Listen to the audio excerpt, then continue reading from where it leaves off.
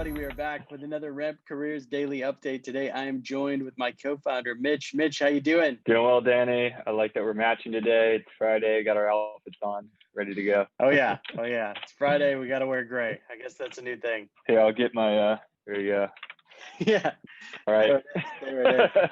We got the AirPods for Oh boy. All right. We're in sync today, which is good because we want to give a quick hitter, something as a follow-on to yesterday's discussion. We started yesterday with how to set a strong agenda and objective for the call. We want to continue today with how to end a call and make sure you solidify next steps. So maybe it makes sense to start with the goal of that last step of the call, setting the next step. So what are the goals there, Mitch? Yeah, absolutely. Such an important topic. I'd say equally, if not more important than setting the agenda, is setting the next steps. So when we're thinking about closing a call, what we don't want to do is just say, "Hey, Danny, great talking to you. Talk soon," and hang up, right? What we want to do is make sure that we're solidifying the next steps to move the deal along. The goal is always to move the deal along, progress the deal forward. You always want to be moving the ball down the field. So when you're wrapping up, let's say an intro call or even just a cold call, your goal is to always solidify the next step in the buying process, or from the prospect point of view, the next step in the evaluation process. So, hey, Mrs. Prospect, if you liked what you heard today, here's what I recommend as the next step.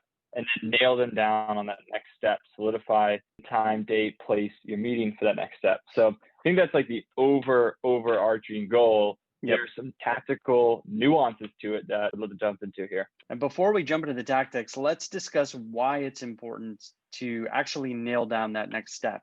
So when you're thinking about next steps, there's a few reasons why this is a critically important part of the sales call. The first is it's important that you prescribe the sales process. When I think of a fluid sales process, I like to imagine the Apple Store. So when you're in the Apple Store, you're looking at a product, you don't even realize it, but the employee at the Apple Store has already identified you. They know exactly what product you're looking at, whether it's an iPhone or a MacBook, whatever, and they're on their way over to you in a non-intrusive way. They're monitoring you and they've got eyes on you no matter what. And when you're ready to check out, after you're looking at it, they've got you in their booking flow right away. They've got something in their hands that can check you out right on the spot. I want the sales process, whatever sales process that you're in, to be that fluid and that prescriptive. So setting a next step is a part of that. You have to prescribe that next step. You have to be the one that owns that part of the sales process. Any other reasons why it's important, Mitch? Yeah, Danny. The other thing to keep in mind is that when you're prescribing those next steps, it's also a way for you to gut check how serious is this prospect and actually buying what we're selling. So if they are jumping at the bit to get on that next call, that next demo, that next evaluation, then you may feel a little bit more confident that, hey, this person is pretty serious about what we're talking about today.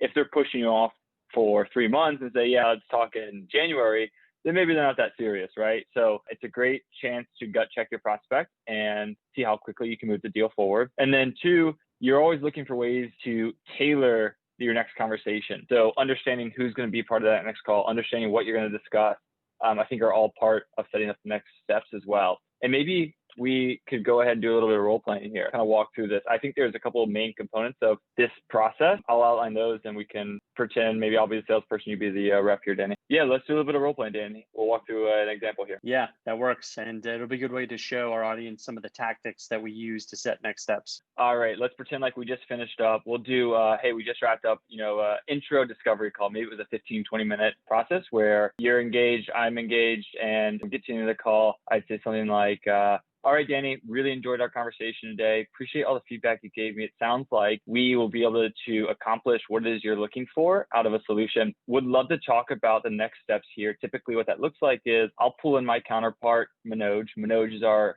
senior account executive here at our company, and he'll actually walk through a demo with you so you can get a little bit more hands-on with the product. Does that sound like something that you'd like to see? Yeah, Mitch, I would like to see a demo. I think this has been a good discussion. Let me get back to you with the calendar and maybe loop in some other folks from my side as well. Yeah, that'd be perfect. Would love to get your team involved as well. Who all did you have in mind there? Yeah, that would probably be John from accounting and then Jane from marketing. Okay, great. Jane and John sounds like a terrific group there. That's awesome. Actually, while we're on the phone here, Danny, I know Manoj's calendar is filling up a lot. Be able to just put a placeholder on the calendar, maybe next Wednesday or Thursday. Look open for us right now around 2 p.m. Pacific. How is that on your end? Let me check real quick. Yeah, that looks great. All right, let's shoot for Wednesday at 2. I think that looks good for me and Manoj, and then it'll be Jane, John, yourself from your end. And then on that call, what we'll do is we'll kick things off. We'll kind of review what we talked about here today. Would love to understand a little bit more about what Jane and John are looking for out of the solution. And then Manoj will walk us through the demo. At the end of the demo, we'll have plenty of time for Q&A, can really answer any questions you have about the product. And then we will talk through the next steps from there. Does that sound like the plan? Yeah, sounds great. All right, terrific. I'll shoot over an email to you confirming that time and date on the calendar. And then if you can go ahead and add Jane and John, that'd be perfect. And we will see you next Wednesday. Sounds good. Thanks, Mitch.